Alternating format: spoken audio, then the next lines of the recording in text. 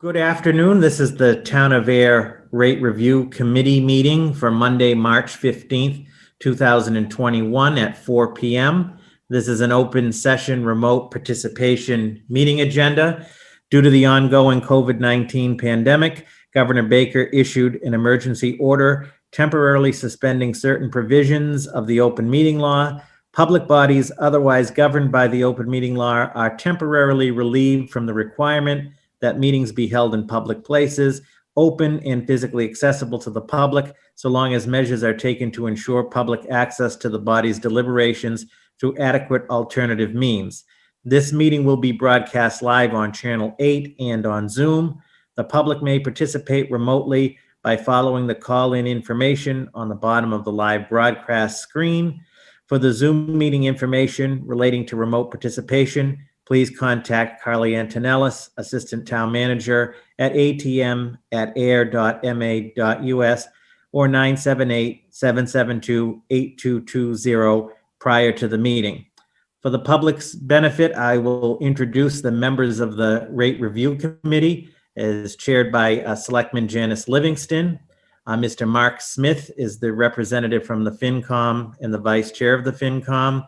Ms. Pam Martin, the DPW Business Manager, Ms. Lisa Gabri, the Town's Finance Manager, Mr. Mark Wetzel, the DPW Superintendent, Mr. Rich Scotchless, and I'm Robert Pomperian, the Town Manager.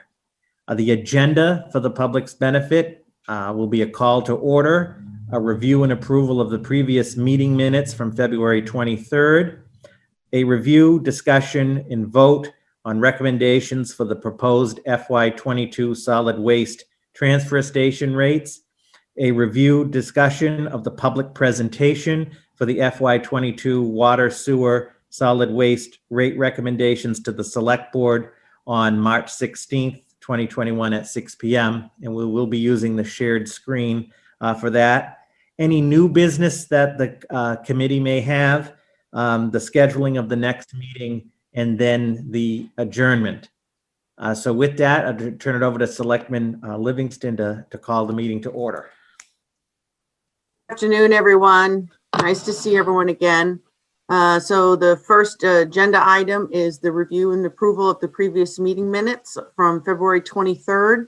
I didn't see anything. I don't know if anyone else saw anything. I did not see anything. Okay, if I can get a motion for the meeting minutes.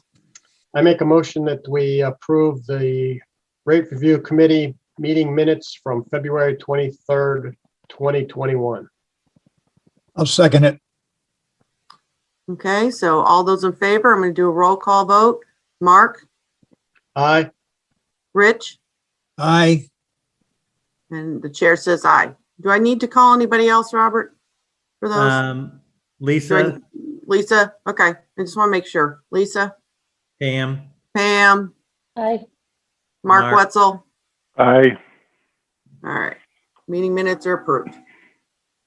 great. Thank you. Okay. All right, so when we last left off, we decided to have this meeting so that we can look at the proposed FY 2022 transfer station rates. Now, when we last talked in, I think it was October, it was decided not to raise the transfer station permit rates.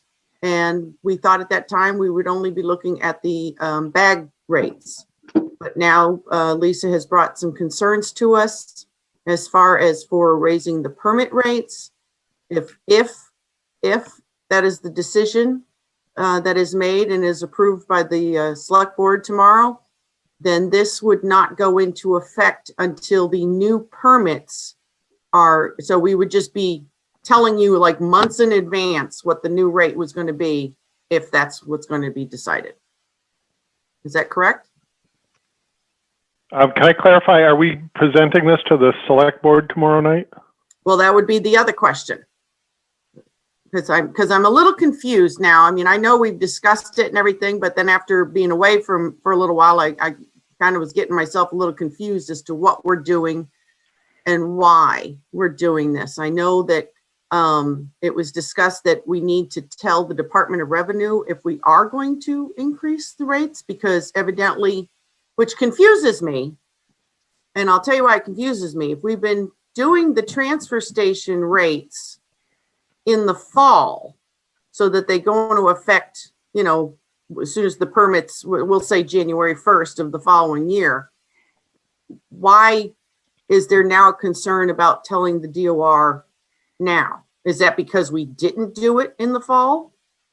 Right. Which then begs the Correct. question, does that mean the DOR does not want us to ever say no? Because I'm getting a little mixed message, which could be that I did to myself.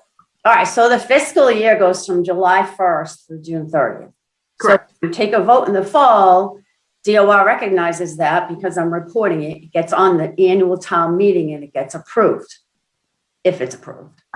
So if it's at a town meeting, it has to be at a town meeting that it's approved.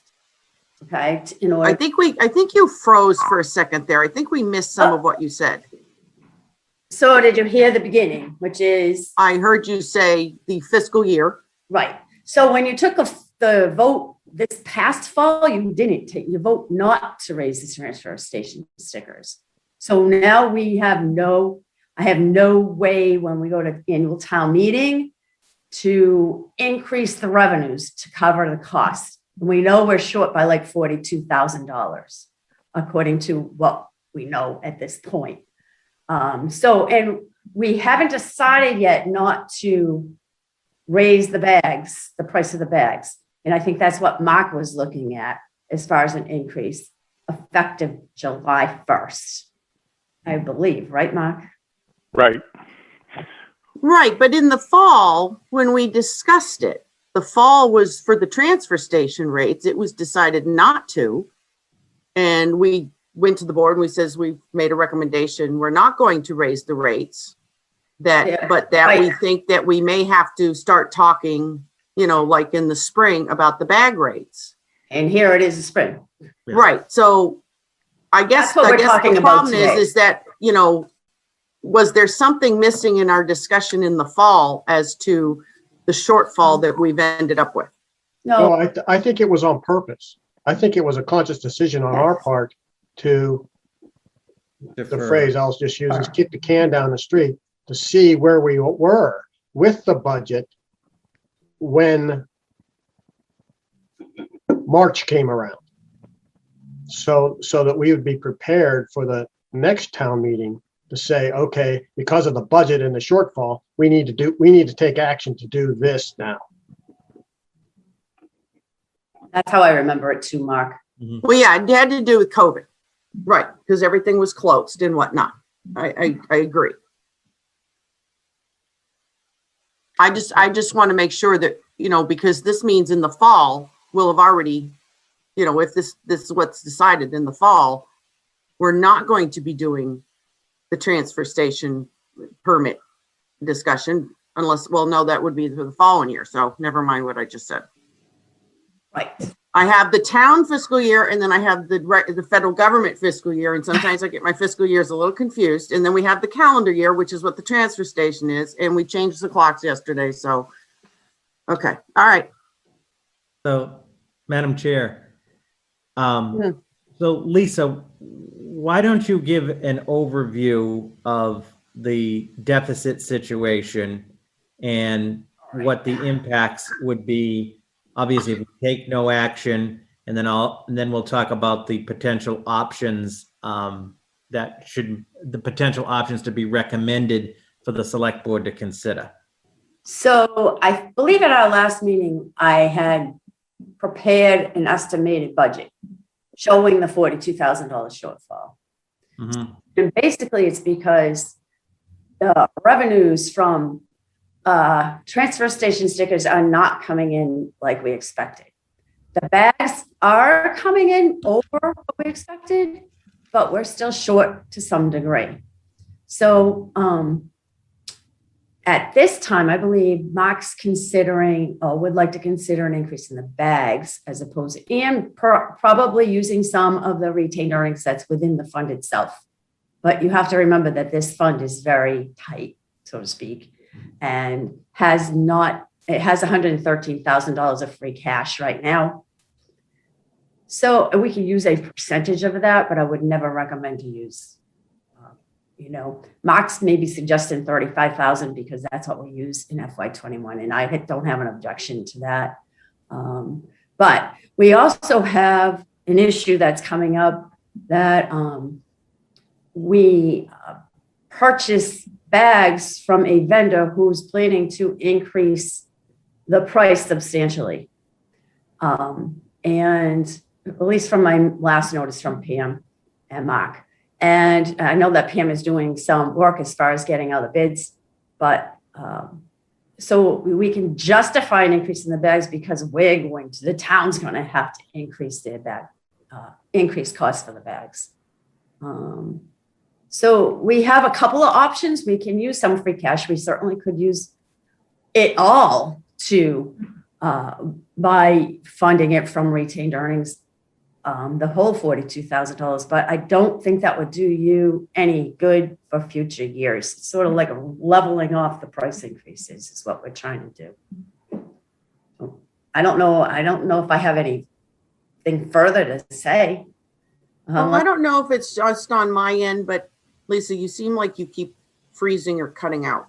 So I don't understand I'm that. missing pieces of what you're saying. So what is the balance you're saying that we have? It's roughly $42,000 that we have to find. Oh. And what's in the fund? The total retained earnings is $113,000. It's 113,000 and we would owe 14. So you have that option too. You could fill the whole thing with the $42,000 with the retained earnings and then choose to do no increase this year. I'm not sure what next year will look like with the possible increase in and the bags that we're going to experience. With a projected increase in the cost of bags and projected sales, how much are we short then? If the vendor's going to increase the cost of the bags, it only makes good business sense that we're going to have to pass that on to somebody, the consumer. So we're going to pass that on, but plus we're going to have to add on another amount to be able to make up for the deficit. So with all that said, let me just say this: the last time we purchased bags was in March of 2020. And it was $10,000 then for 144 boxes of bags. Obviously, we build up our inventory at the end of the year too, and it's covered most of this year. So it kind of skews things a little, but I think the best person to ask about this is probably Mark Wetzel. So I would look for his response. Can I ask a question before Mark? Maybe he can answer it. Yes. Sure. Okay. When does this increase from the bags, the maker, go into effect? Last week. Last week, okay. So they notified us that the inventory. So the way it works is we purchase a certain number of bags, and then they coordinate with the stores and send them out to the stores. And they give us occasional updates on inventory, and they notified us about a week and a half ago that the inventories were getting very low and we needed to place another order. And oh, by the way, because of COVID and trucking costs and all these other things, our prices have gone up. And so we looked at what our options were and what we have in the budget, and we ordered, and correct me if I'm wrong, Pam, we ordered small and medium bags and no large bags. Correct. So we're still going to, at some point, need to order more bags, but we're going to solicit from 3 vendors some prices and see what they are. It's not an easy task to change vendors because then all the stores have to re-up with whoever the new vendor is, and there's a little bit of coordination involved with that. But we figured we'd get some different prices. But the other demographic that's factoring into this is, we sell our permits for in the fall and into early January, and we're about so last year at the end of or in FY20, we sold a total of 1,418 for the whole year. This year we're only at 1,120. So we're short about 300. And I don't think we're going to we're not going to sell 300 more stickers before the end of this year. So the demographics are changing. We're getting less people participating. So, we have certain fixed costs, so the price just goes up. And then on top of that, we need to go out for a contract for our waste and recycling disposal. So I'm assuming those costs are going to go up. I was given some information that the town of Harvard went out for bids, and they had one that was a little bit more than what we're paying now, but the other bids were a lot higher. So so that could be a sticker shock also.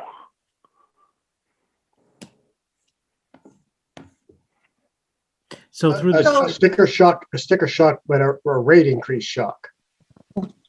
Well, I've already put a budget together, and I put in a modest increase based on our past trends. But if it's a significant increase, then we're going to have a shortfall in the budget. So that 40,000 that Lisa's talking about might be 50,000. Okay. Sorry, Robert. No, I was just going to ask then, Mark, obviously with the decrease in the stickers, and I agree with you that you're not going to make that up at this time. What are you looking at for a potential recommendation on the bags? Well, so I looked at 10 different, I have a model and I can plug in different scenarios. And so I looked at 10 different combinations of whether they were permit increases or bag increases or a combination of both.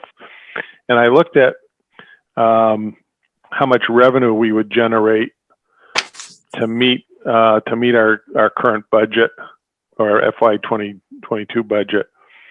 And so the one that is just a bag increase is $1 per bag per size. $1 per bag per size. Yeah, do you have the memo that has that on it? If not, I can put it up. Can you put that up, please? I sent it, but I don't know, did Cindy get it? I did not. I have the presentation. Okay, let me pull mine up and then you can let me share. Mark, that would be an additional $5 per sleeve of 5, correct? $5 per bag, not per Right. sleeve. Well, there's 5 sleeves in a bag. Right. Oh, so it's 5. It would be a $5 increase per sleeve. Is Okay. it five for each size? Yes. All right. Let's see. So- Where am I? So it's going from $20 to $25. For that size. So, all right, so what I'm hearing is that COVID has helped cause some of this problem. So is there any money that we can get out of the COVID relief? Because it caused this problem. Okay, that answered that question. Lisa's shaking her not that I'm aware of. head. Okay. The bags are kind of almost problematic. I mean, yes, they're pay as you go, but these bags are just getting more and more costly. I mean, think about it. You're buying, there's 5 bags in the sleeve, right? And now you're going to be buying, Yes. you're going to be spending $25 on 5 bags, regardless of what size, it doesn't matter. We're gonna, and depending on what size you're buying, you're getting, that can be a pretty hefty increase for a family. And the sad part is that if you were just to go buy a bag of Hefties, you're not going to be spending that kind of money. So I'm going to ask this question, and I know that no one's going to like me asking this question, but I'm going to ask it anyways. Are the bags so problematic that we should go back to the little stickers? No. I think, I wasn't here when we were doing the stickers, but I think the stickers are problematic because it's hard to police. Because we don't have someone just standing there watching everybody put their bag in and make sure there's a sticker on it. So you're gonna have people that are gonna, I mean, we still have people that try to sneak in black trash bags. If they see the operator come over, then, you know, oh, they'll put it in the blue bag, but if not, they'll throw something in. If it's a sticker, they're gonna keep the sticker in their pocket until someone checks on it. Well, I understand what you're saying, but think of it. You're talking about a 50-gallon trash bag that costs $6. Well, the $6 isn't for the cost of the bag. The $6 is the cost of the operation of the transfer station. I understand that. So, you know, what we have to realize, purchasing their bags, they're not going to remember that part. Right. They're just going to remember that this bag cost them $6. well, and they have a way to get rid of their trash. You know, their alternative is that they call a private hauler and have someone come by and pick it up, and then they pay a monthly fee.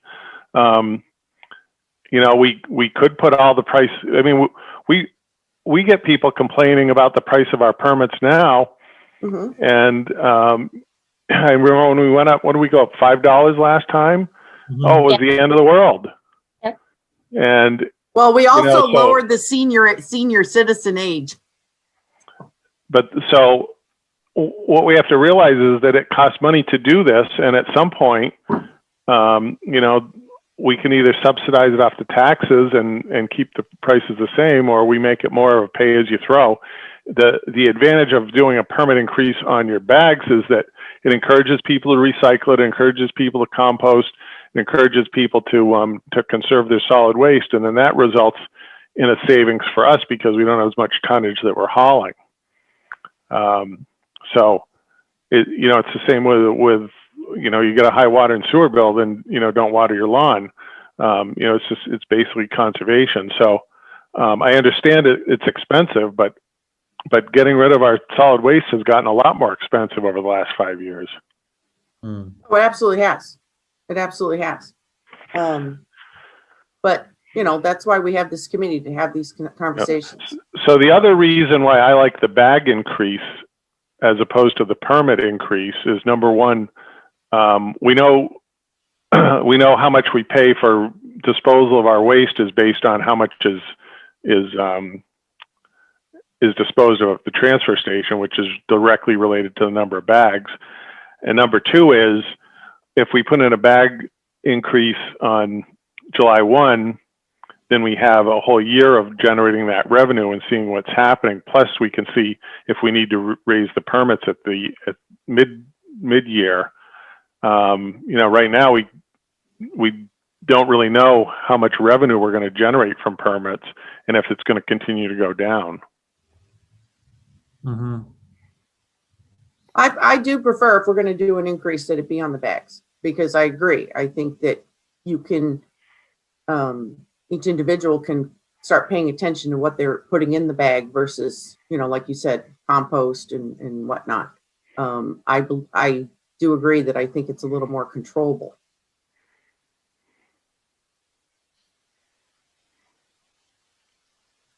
So what do we want to do? Well, through the chair, I mean, obviously, I think it's in everybody's best interest. We obviously have to resolve this $42,000 deficit. And so we should, you know, act in that direction. The question is, if we went and I agree, Janice, with you and Mark, with you said about the bags. My question is, Lisa, based on Mark's dollar increase on all of the three sizes, is there any way to mitigate that with some of the retained earnings, or is that with the retained earnings? That I believe- assumes ahead. that we're using $35,000 of retained earnings. Okay, so that assumes 35,000 use of retained earnings.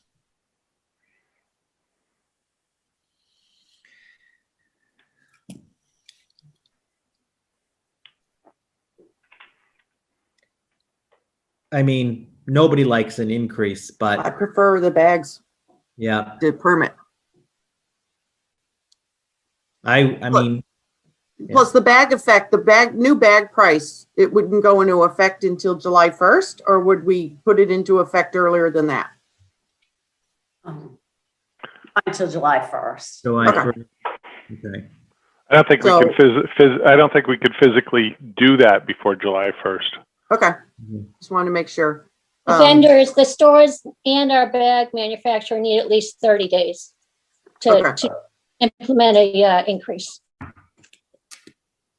So it's safe to say July 1st would be the effective date. Mhm. So this is just a question. So like a run on toilet paper, if the public gets word that there's going to be a $5 per sleeve increase, will we be able to handle a run on people stocking up? Not right now. So we theoretically we could run out of bags before we have a new inventory of bags. We could consider limiting how many can be purchased at a time. I think Shop and Save is actually doing that on their own with their town bags. They handle 2 or 3 towns, but I did see a sign in there, limit to 3 sleeves. We might want to consider doing that anyways, because raising the bag prices has a specific purpose. And if they're bought ahead at the current price, we're not achieving that goal of bringing in additional revenue.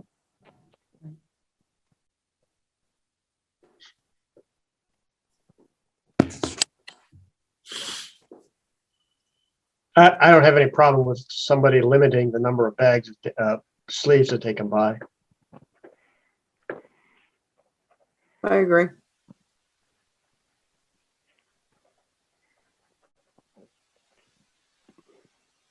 All right, so are we all in consensus about raising the bag prices? $1 per each size bag? $1 per bag per sleeve. So every sleeve would go up $5. Yeah. How many are a sleeve? 5. I actually think the math might work if you did it just $1 per sleeve. I don't know. Really? I don't know how that, yeah, I don't know. Right, because we're not really short all of that $300,000 because there is, I anticipate $120,000 in permit fees. So we don't have to raise all of that. Part of it was still going to get in permit fees. And that's reduced from what we budgeted last year because of the reduction in sales this fiscal year. So I think we could probably do it per sleeve if that doesn't get too complicated with the vendor. You're saying, Lisa, $1 a sleeve? Yeah. So from $20 a sleeve to $21 a sleeve for the large size, the large 50-gallon. That doesn't get you the revenue you need. Are you sure, Mark? Because I think you were considering the permits as well as the stickers. I mean, as well as the bags. I looked at 10 different scenarios, and we need about a little over $300,000 in revenue from bags and permits. And permits. Bags and And permits permits. combined. Oh, so this bag increase that highlighted is bags and, Yeah, the permits stay the same, the bags Right. go up $1. oh, so I was misinterpreting what you're saying here. So, That already has the 100. I should reduce the 120,000 out or whatever that I anticipated for, because they're two different things. So I account for them separately, right? You have to. well, so you can look, you see at our current rates, we're making about 290,000 in revenue from our bags and permits. permits. And then I look at, okay, if I keep the bags the same and increase the permits $5, it goes up to this. If I increase only the regular permits $10 and keep the other two with the same, the second and the senior, this is how much it generates. So I look at the different options, and then I start down here looking at bag increases and permit increases. So if you want to each permit by $5 and a bag by $1, that's how much you get. So basically, to get around over the 300,000, you either have to do a permit. You can do a permit increase of $5 and a bag increase of 50 cents. Oh, I see. All right. And so if you did $1 per sleeve, you're only raising it 20 cents. Okay. So you'd probably wouldn't be much different. It'd probably you'd be probably around $293,000. Okay, now I totally misinterpreted what rate scenarios here. Never mind. Okay. Fine, we have to stick to the $1 per bag then, I guess. Yeah. I mean, you could you could do a permit increase of $5 and a bag increase of 50 cents. I don't know how problematic the 50 cents is, because that's $2.50 a sleeve. Now It's a little problematic. It can be done. We've done it before, but it's different and, a little problematic. need a lot of quarters. We had a lot of quarters because people, don't come in with their quarters. So we end up needing to have quarters. But again, we've done it. It's not ideal, but it can be done. I don't think the vendors care at all. They get a UPC code in every sleeve. So that should be a non-issue for the stores. Well, I think it should just be a bag increase, because it sounds like it's the bags Mm-hmm. that are the problem per se. I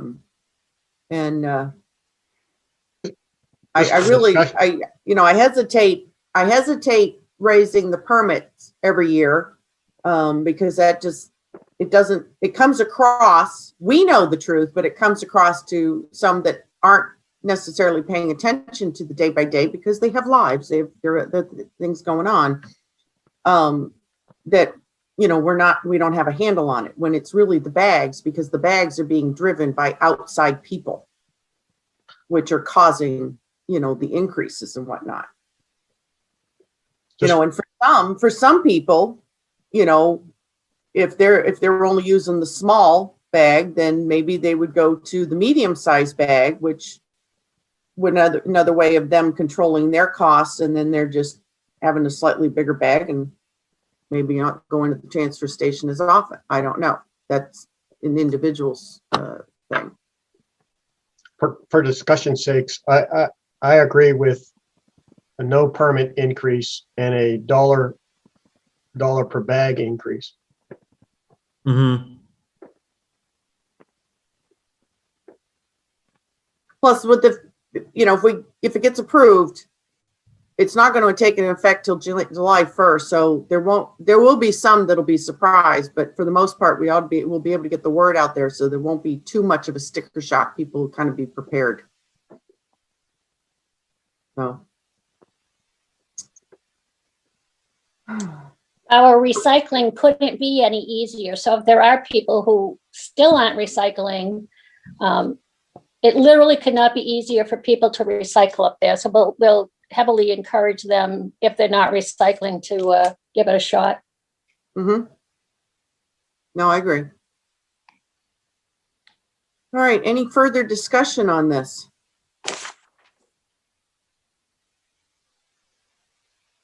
We would just need All a right. recommendation. Yep. I'll take a motion.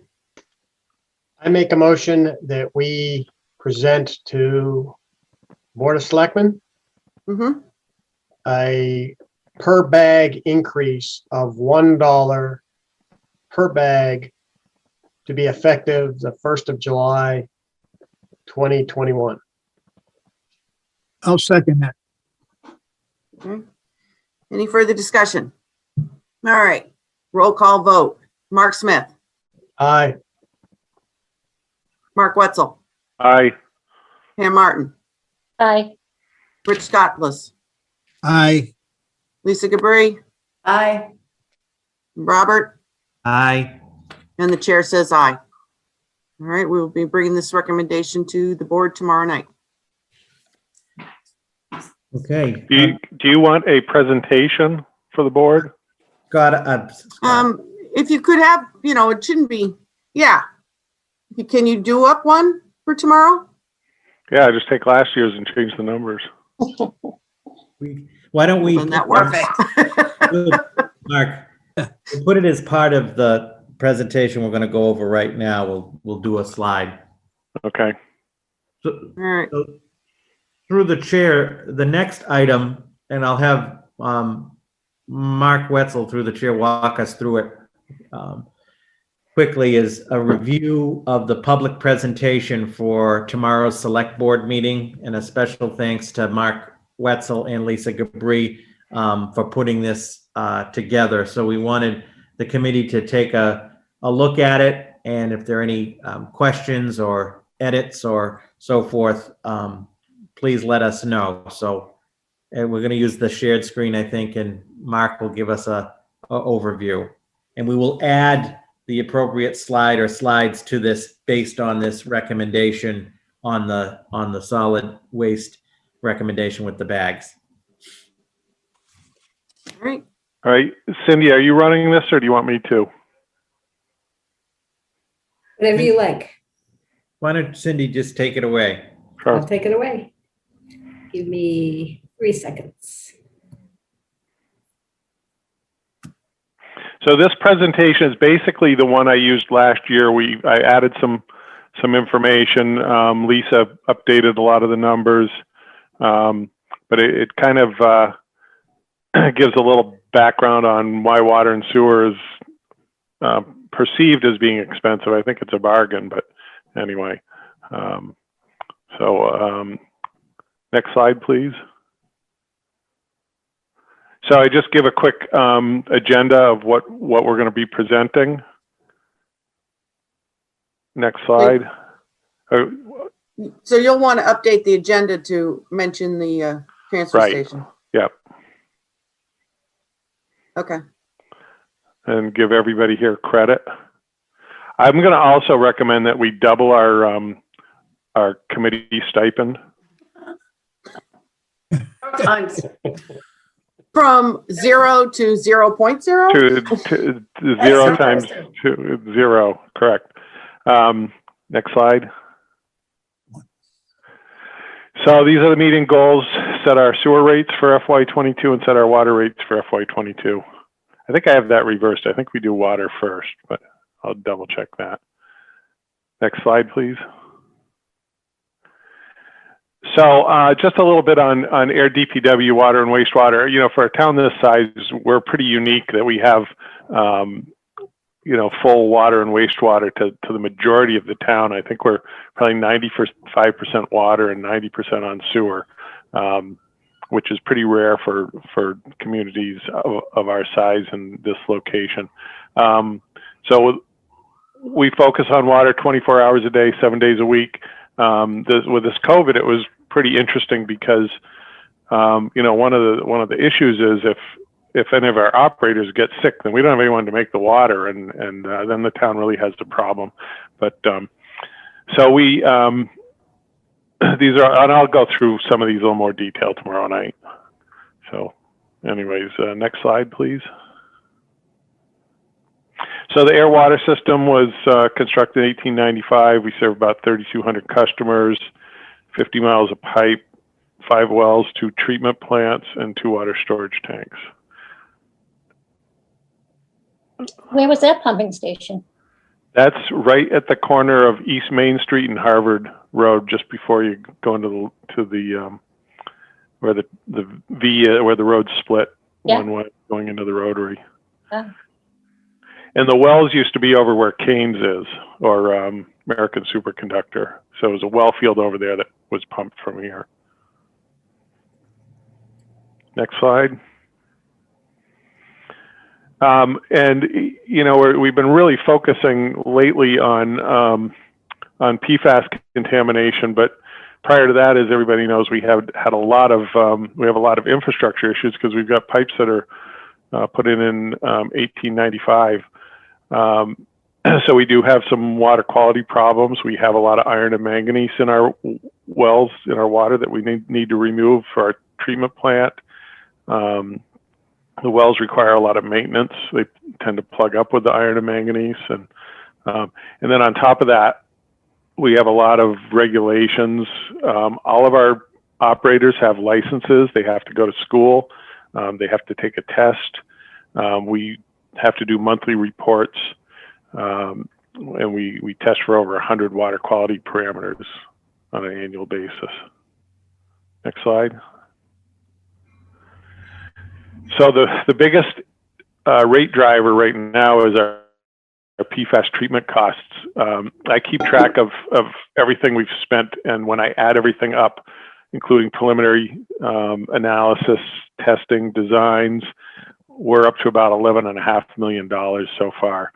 The Grove Pond PFAS treatment plant, which is completed, is $4.4 million, and the Army paid for the majority of that. Some of the engineering costs that we covered before we got the grant, the town paid for. We're still trying to figure out how much it costs to operate and maintain it. It's a unique plant, so there's not a lot of information on what we need to do for chemical costs. We have these special bag filters that pre-filter before we get into the PFAS removal, and how long the PFAS removal media will work. So we did a good guesstimate on it, but that's going to be kind of a moving target for probably a year or two. The Spec Pond PFAS treatment, it's cost $6.2 million. I'll show you a slide which shows why that's more expensive. We did get a grant for $200,000 towards the engineering cost. That was the maximum that the grant was for. And we have state revolving loan funding for the construction. And I think, is that about 1%, Lisa?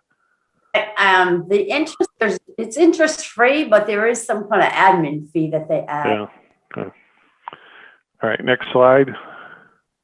This is the new Grove Pond treatment facility. This is it here. This is our existing plant that removes the iron and manganese, and we did this building addition, and this is what's inside it. We have these two big ion exchange filters, so the water runs from the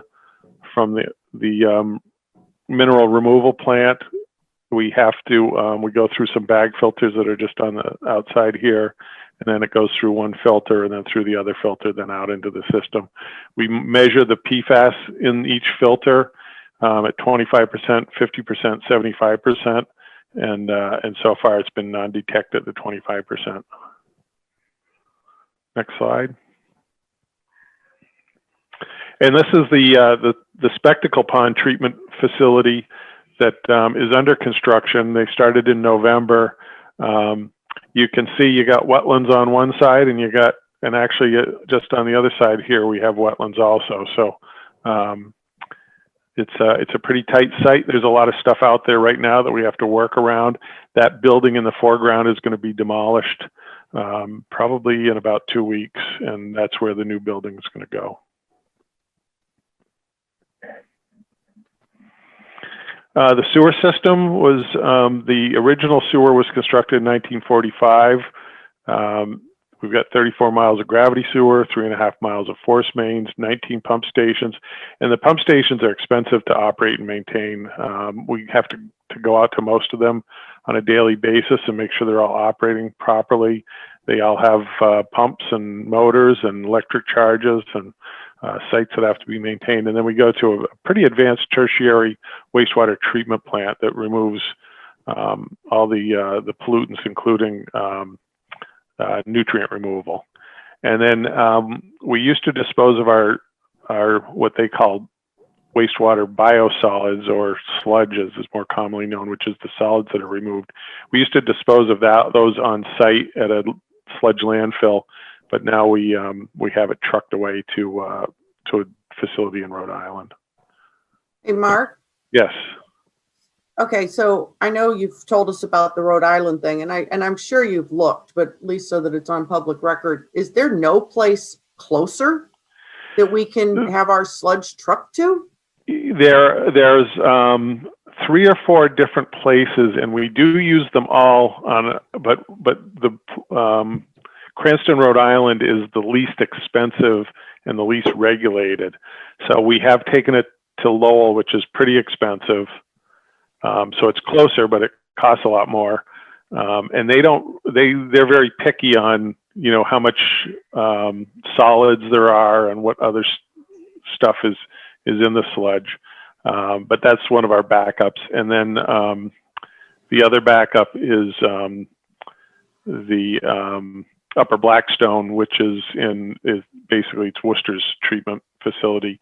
And that's pretty expensive also. So we've found that we basically put it out to bid with the contractor can take it to any place that's the most cost effective for him. So he shops around and picks the best place. The next slide. And then as I mentioned, it was a 1945 sewer system. So we have a lot of leaks in the system. We're starting to repair those. We have a program. We're in our 2nd year of major repairs. They're just about to start them now. And we're also in the middle of a 10-year improvement program at the treatment plant to upgrade the plant. And, one of the things with the plant operation is we've got motors and pumps and mechanical equipment, and it's a lot of it's aging, a lot of it we've replaced. We try to maintain as much as we can, but stuff breaks, and so it does get costly to operate. We just had the mixer in one of our tanks failed, and it cost $12,000 to repair it. So it doesn't take much to blow a budget when something breaks. Next slide. So the criteria for the rates is to set rates to recover costs and avoid significant fluctuations. I think this committee's done a really good job of doing projections on what the costs are going to be and the future capital needs, and to have pretty consistent rate increases rather than have big spikes in the rate increases. We have a good stabilization reserve for each fund, and we use that as needed. Mark, can I? Yes, sure. So you talked about the wastewater treatment plant improvements, but possibly town meeting, and certainly selectmen may remember that we've already spent $6 million in wastewater treatment plant improvements. So could you have a slide, and maybe you've already done this, on what those improvements were, like a short summary? Sure. Good idea.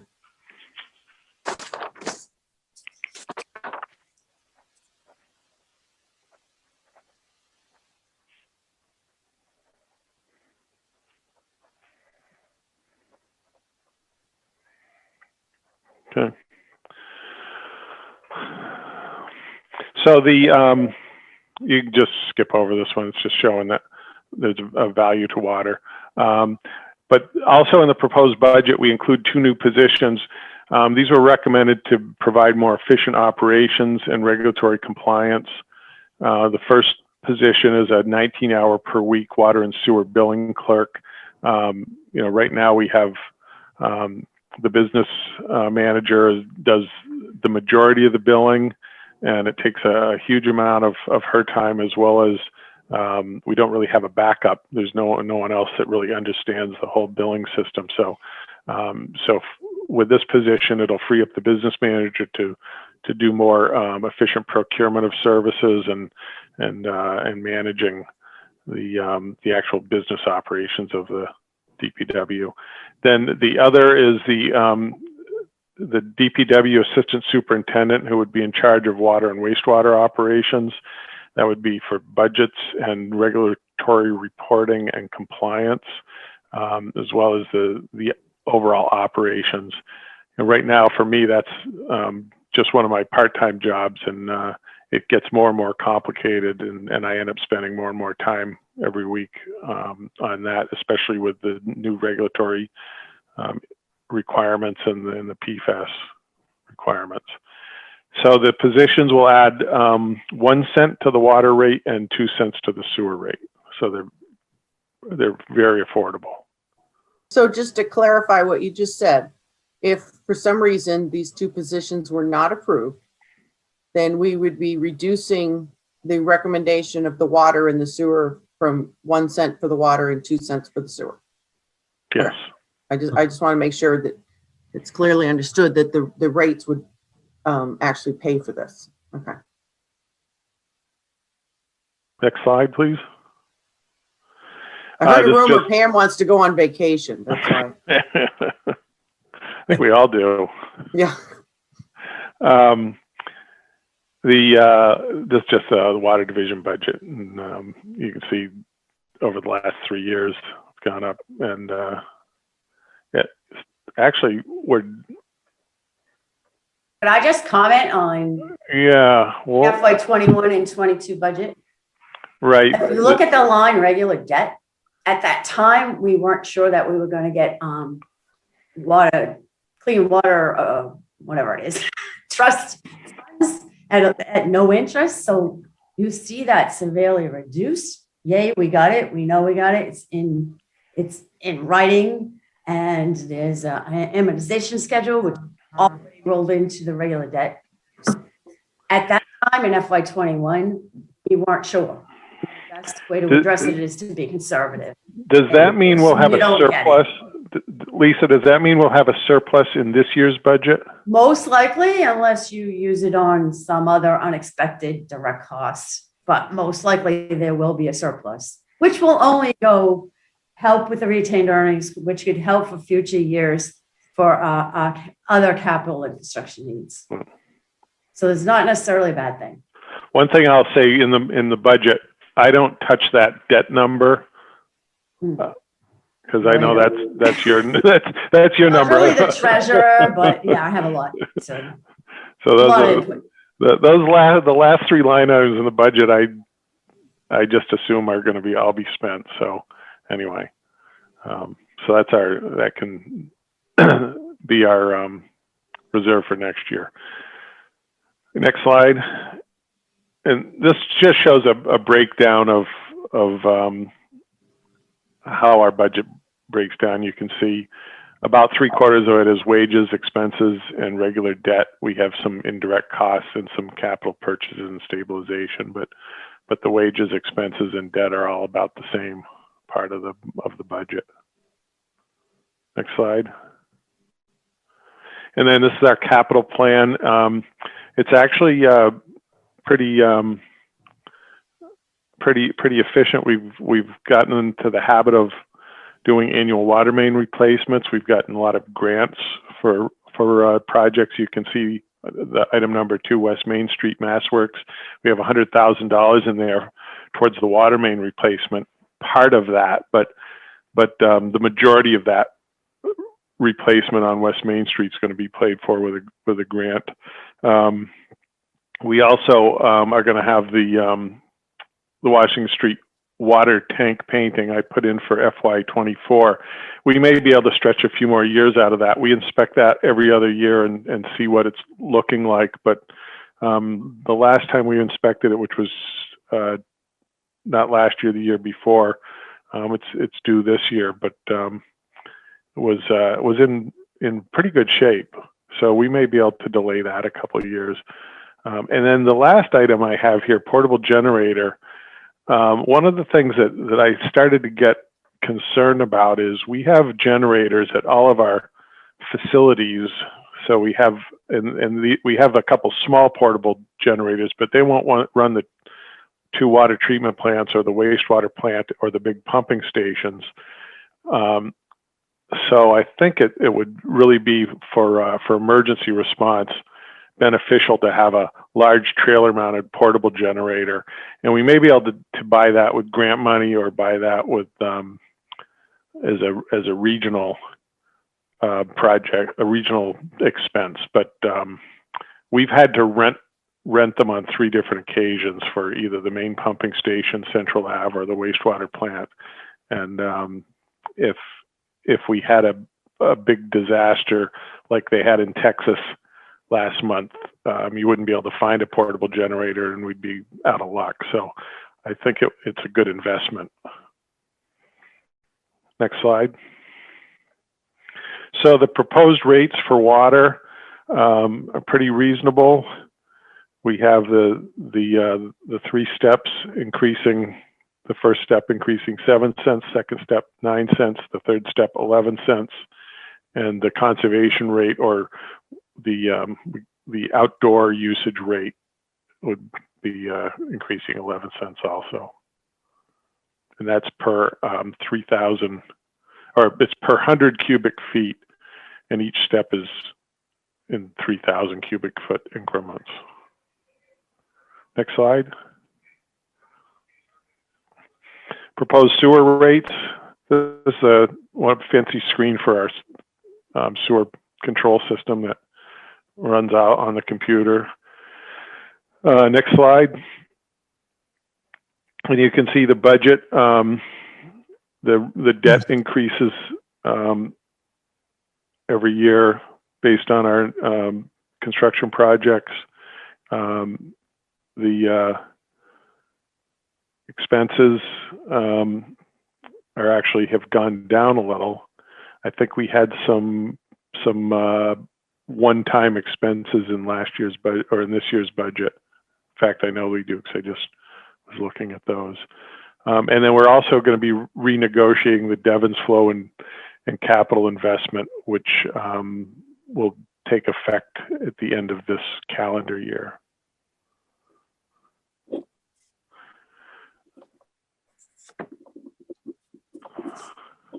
So next slide. The water and the wastewater division budget, you can see it's the debt is a lot more on this project, primarily because of the capital improvements that we're doing at the plant. So you can see it's as opposed to being about 25% of the budget, it's about 40% of the budget. Next slide. And here's our wastewater capital plan. You can see the first item, the inflow infiltration repairs. Those are the repairs to fix our aging sewer system. And then we have our water treatment plant upgrade project that's continuing over the next 5 years. You can see the portable generator that I have split with water. And we also have some aging valves and piping in our 2 large pumping stations that will need some repairs too. Next slide. So the sewer rates, primarily because of the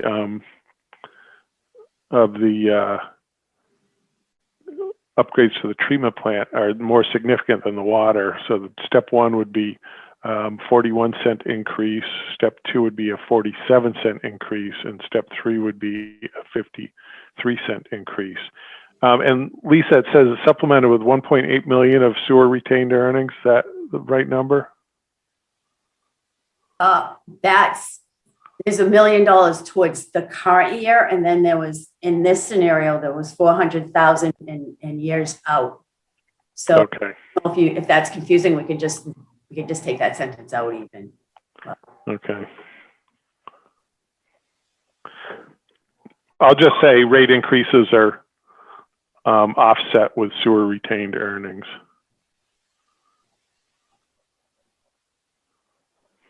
Partially offset. Okay. All right, next slide. So what's the impact on the average Ayer resident? You can see what the proposed quarterly sewer is for water and sewer combined. So it'll have a quarterly increase of about 70 cents, $4.10, and $4.80.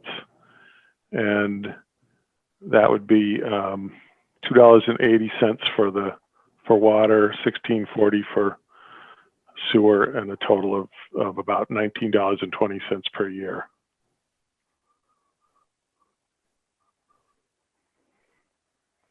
So the rate committee recommends that the water and sewer commissioners, who are the select board, vote to increase water and sewer rates as proposed by the rate committee. Okay. Thank you, Mark, for that overview. We need to add, as far as on the summary that last slide, that it's not only that we're asking the select board to do the rate increases, but to also to approve the new positions. Correct. It should be to recommend those rates and recommend those 2 positions for placement in the budget for consideration by town meeting. Yeah. Yeah. Good point. Because I don't want it to accidentally get lost. Yeah. Looks good. Just add in the transfer station bag conversation. I think the presentation looks good. It's come a long way. I was just sitting here thinking about when I first started this committee as to what the presentation looked like to what it looks like now, and much more legible. Well, I think, the point is to get across to people that even though rates are increasing, we have a lot of infrastructure that we have to maintain. It takes a lot of money to get that drop of water to your faucet, and then a lot of money to get that drop of water from your toilet to the Nashua River. And I had 2 weeks ago, I had a meeting with the EPA about it's a regular audit of some of our operations, but boy, they are picky. So I thought under the last administration that they were getting rid of regulations, but not these EPA guys. So. Okay. All right. Looks good. All right. All right. So unless there's any further discussion on that, I'm going to move on to any potential new business. And I would like to throw something out, unless somebody else has something to say under new business. I just wanted to bring up, and I know this isn't really a rate committee issue, but I've been getting a lot of calls about if we're going to have an outdoor water ban this season. And I am telling people that at this point we are not. We have the new treatment plant at Grove Pond. We're able to use that supply. We will have our normal water restrictions with odd, even, and hours of the day, but I don't see any reason why people can't run their irrigation systems when they want to, unless we do have a mandated ban because of the drought. I got an email last Friday that the state has issued a declaration of a drought in western Massachusetts, and we are still behind on our annual precipitation. So that could be coming. I'd be surprised if it comes before the summer, but right now I wouldn't recommend to the select board that we institute the outdoor water ban. Well, that's good news. I have one question before you move on. Mm-hmm.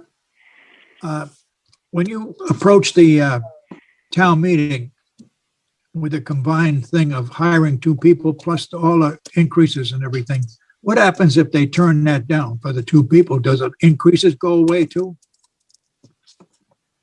1 cent would get removed from the water and 2 cents would get removed from the sewer.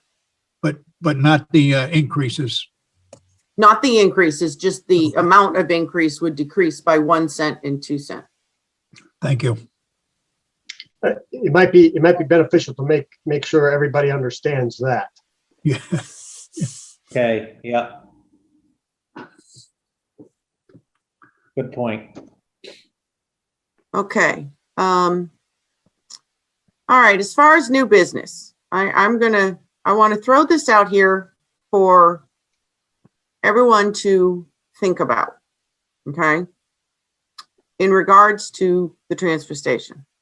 So first, please understand that I still remember what it was like, what, 8 years ago now? When the transfer station was a very hot discussion, how upset people were, and the public forums that we had, the public hearings and everything, and they were very beneficial. So what I want to throw out is, first, I'm going to say this, I'm going to say it at least 3 times. I am not talking about closing the transfer station. I do not want to close the transfer station. The transfer station is not closing. Okay. Now let me get to what I would like to discuss. I'm wondering if maybe maybe we should look at it like a newer way of handling this. And I'm saying this because of the bags.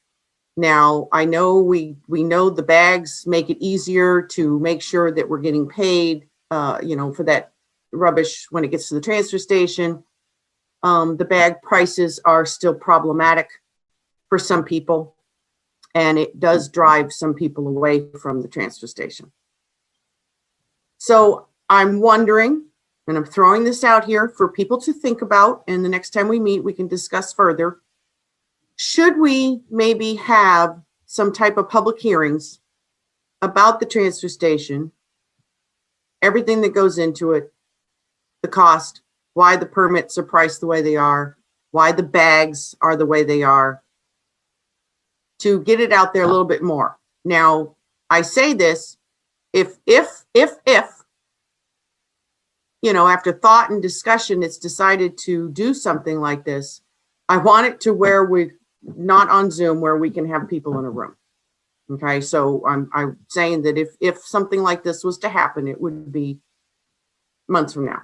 Okay, but I'm just wondering if we need to talk to the people in a different way than what's been going on, to find out their thoughts and then see if through this conversation, we can drive a new positive change. That's my goal. Did anyone understand what I just said? Yes. I think I did. Yes, I understand. Okay. So again, I'm going to say this again, not closing transfer station. But I'm wondering if maybe we should maybe look at a new way. That's all. So, any questions? No, I think on putting it under the new business as you did, I think for the next meeting and our future meetings, that we should further look at all of these issues and discuss it. And it would be ideal, hopefully in the near future, like you said, in a few months, to maybe be able to do it in person as opposed to on Zoom. But I think, I think getting the information out there as far as what's involved, and also finding out what people want and so forth. I mean, we lost 300 permits just this last year. Where did those people go? So, right.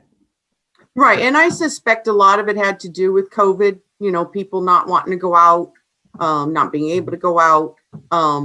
I know that a lot of people do discuss like the differences of the prices versus the transfer station versus, having somebody come to their house. I still think it's cheaper, the transfer station. Every time I see these conversations online, I think, why are you spending that money when it's cheaper? But I don't know their individual needs. But I think it would maybe be a good idea, because it has been, it was August of 2014 when that conversation was kind of put to bed. The conversation was obviously different than what I'm proposing for a potential future conversation. But I think it's a good idea to maybe kind of touch base again with the people and find out what is going on and if we can affect a positive change. So that's what I would like to, I'd just like everyone to kind of think about that and maybe come up with some ideas as to what to do. Obviously, we could send out a survey. My concerns with that is that sometimes the way the envelope looks, people check it because they think it's junk mail. You know, so there's a problem. Trying to do online surveys and everything, sometimes that's a problem. You keep trying to get the word out and, you know, not enough people get the word or whatnot. So just things like this to think about. Okay. Yep. So, all right, anything else under new business? Okay. All right, scheduling of a next meeting. Now, last year, we had talked about meeting at least every 2 months. COVID hit and it's just been down there. I'd like to see if we can do that so that we can stay on top of things. I understand that sometimes, you know, when that meeting comes up, maybe there's nothing really to discuss for an hour. That's fine. Even if it's like a 30-minute update so that we're all staying on top of things. So when should we schedule the next meeting for? We had been doing the fourth Tuesday at 4, which seems to work. So the next one would be April 27th at 4. And then you could do one in June if you want to do it every other month until we get into the fall. It's just a suggestion. Robert, can you remind me when town meeting is? I'm sorry. That's the 26th. Ah, Yeah, I don't know about you, but I I might think need a little everybody's gonna be downtime. exhausted on the 27th. Okay. So I know the fourth, I mean, we could wait till the 4th Tuesday of May, if that's what everyone wanted to do, which that would be after town meeting, after elections, everything should be settled down. Yeah, Does that work? That sounds good. that sounds good. Fourth Tuesday of May at 4, which would be the 25th. 25th of May at 4.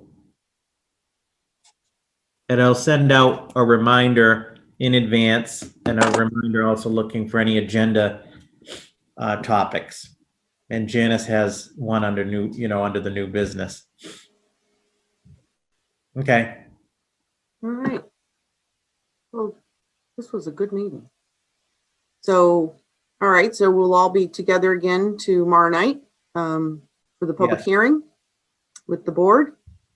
And unless there's something else, I'll take a motion for adjournment. I'll make a motion, we adjourn. Second, Okay, I'll take a roll call vote. Mark Smith, aye. Mark Wetzel, Aye. Pam Martin, Aye. Lisa Gabri, aye. Robert, Aye. Rich, Aye. chair says aye. And we are adjourned.